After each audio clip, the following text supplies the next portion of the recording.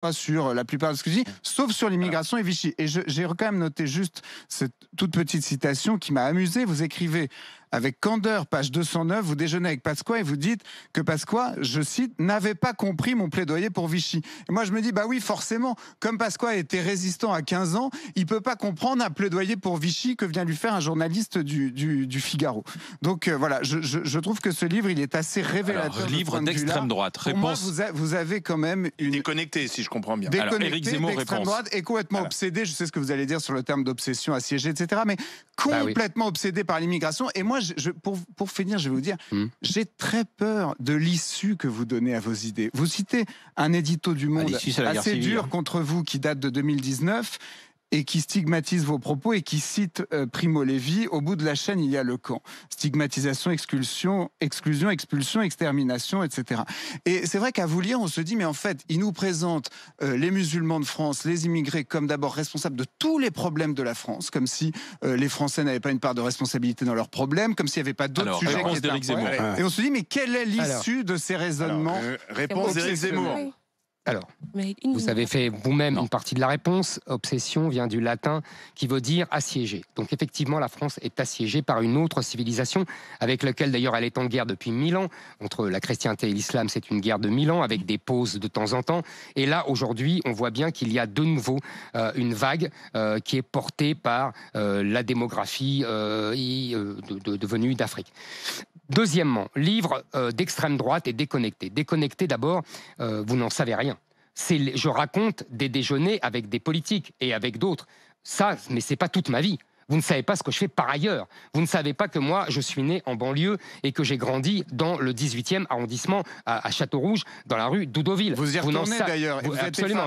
Vous n'en savez rien. Mais je ne suis pas étonné. Je l'ai vu. Je l'ai vu. Écoutez, je dis, il n'y a plus que des gens noirs. C'est pas la même chose. Il n'y a plus que des gens noirs. Et d'ailleurs, votre visite se passe très bien. Mais ma visite se passe très bien. C'est exactement ce que je dis.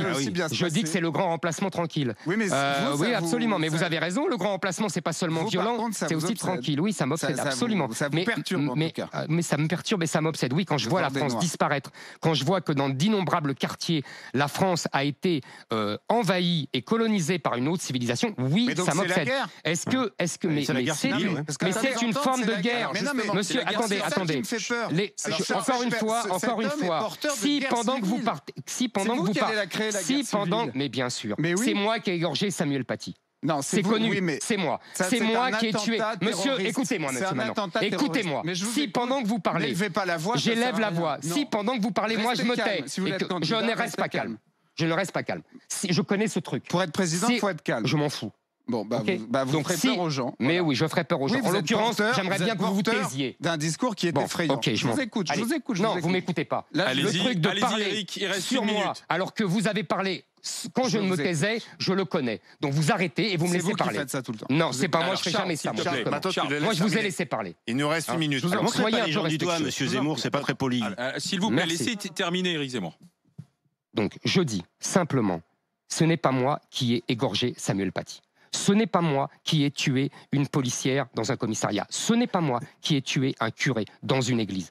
Ça, c'est pas moi. La guerre civile, ce n'est pas moi. Elle a déjà commencé. Mais ce n'est pas monsieur. Vous vous rendez pas compte parce que vous vivez dans des quartiers protégés. Parce que vous avez les moyens de vivre dans des quartiers protégés comme moi. Seulement, la guerre civile, les gens ont fui les banlieues. Qu'est-ce que c'est? C'est un symptôme de guerre civile. Ça, oui, les Français ont fui les banlieues parce qu'on leur imposait un autre mode de vie, d'autres mœurs, que les femmes ne pouvaient plus se mettre en jupe, que les cafés étaient interdits aux femmes, que les magasins étaient cassés parce qu'ils vendaient de la viande non halal ou que sais-je encore, ou des livres qui ne respectaient pas le Coran. Ça, c'est ce qui se passe dans les banlieues. C'est un début de guerre civile. Et donc, pour arrêter la guerre civile, pas pour la déclencher, il faut de la fermeté.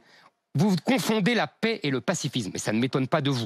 Le pacifisme, c'est se soumettre à l'ennemi et se soumettre aux dominants. La paix, c'est imposé uniquement par la force. Dernier mot, vous êtes vous n'êtes ni lucide ni raisonnable. Et vous n'êtes ni lucide ni raisonnable. C'est Éric Zemmour qui est notre invité. C'est Éric Zemmour. Éric Zemmour qui est notre invité. C'est logique qu'il ait le dernier mot. Ça me paraît quand même logique, puisque vous continuez encore une heure avec nous ensuite derrière. Éric Zemmour, un mot quand même, parce qu'on a revu sur les réseaux sociaux votre accrochage aussi avec Bernard Tapie. Qu'est-ce que vous avez à dire aujourd'hui, peut-être pour rendre hommage à Bernard Tapie ou pas ? Je vais vous dire, je vais vous dire ce que je lui ai dit, en fait, lors de ces émissions et même en privé. Je dis la même chose en public. D'abord, c'est un tempérament de guerrier, de combattant. Et moi, j'admire ça, le type qui est venu de rien, qui est parti de rien et qui est arrivé là où il est arrivé. Alors, je ne sais pas si c'est par des moyens toujours très réguliers, mais en tout cas, c'est une personnalité, c'est une force qui avançait. C'est un guerrier, on l'a vu, jusque contre son cancer. Maintenant, sur le fond, j'étais en désaccord total avec Bernard Tapie idéologiquement, parce que justement, lui, il a défendu cette immigration chance pour la France. Nous avions un désaccord de fond. Je pense même qu'il s'est fait avoir. Je m'explique. Il avait le tempérament d'être Trump avant Trump. Et il n'a pas osé, il a été roulé dans la farine par Mitterrand et par l'idéologie dominante, et il s'est fait le paladin de cette idéologie dominante, alors que le peuple attendait autre chose. Le peuple attendait plutôt le discours que je tiens, parce que quand j'ai oublié de répondre à ça, Charles Consigny parle de livres d'extrême droite, quand Charles Consigny parle de livres d'extrême droite, qu'est-ce que c'est l'extrême droite ? L'extrême droite, c'est celle qui veut renverser la République. C'est tout. La République, moi, je ne veux pas la renverser, je veux au contraire l'appliquer strictement. Parce que la République, c'est l'assimilation. La République, c'est la souveraineté. La République, c'est le patriotisme. C'est la démocratie avec le pouvoir du peuple contre le gouvernement des juges. C'est tout ça, la République. Quand on est patriote, on souffle pas sur les braises des... Quand on est patriote, non, monsieur Consigny, le général de Gaulle n'a pas essayé d'inclure tous les Français. Il a tranché. Qui sont morts pour la France. Non. Quand